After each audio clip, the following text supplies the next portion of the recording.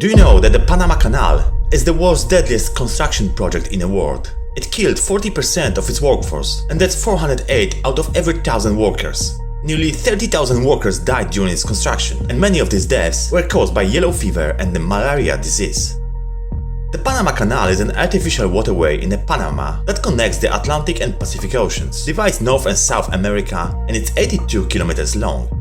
The first attempt to construct the canal began on January 1, 1881, when Panama was a part of Colombia. The project was inspired by the French diplomat Ferdinand de Lesseps, the same guy who successfully organized the construction of the Suez Canal. But Panama Canal is supposed to be easier to build, as its length was 40% shorter than the Suez Canal. But de Lesseps and his men were totally unprepared, especially for the rainy season that lasts from May to December, but also for the dangerous jungle, with venomous spiders, snakes and insects that spread the tropical diseases. Apparently, the French project went bankrupt in 1889 after spending $287 million and causing death of 22,000 men.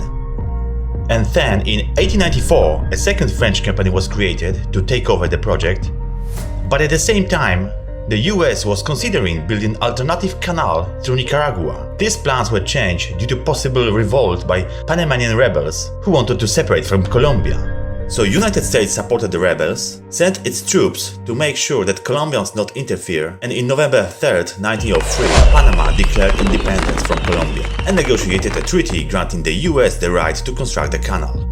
Americans needed to move ships quickly from east to west, and they knew that if they controlled the canal, they would control the oceans. The canal was a geopolitical strategy to make the United States the most powerful nation on earth. Also, the economic impact was massive. The United States took over the project in 1904 and opened the canal in 1914 with a cost of $500 million, which is now $14.6 billion, and the lives of another 5,600 laborers, mostly from Barbados, Martinique and Guadeloupe. The man in charge was General George Washington Goethals. The US controlled the canal and surrounding Panama Canal Zone until 1977, when they agreed on American Panamanian control, until fully hand over canal to Panamanian government in 1999.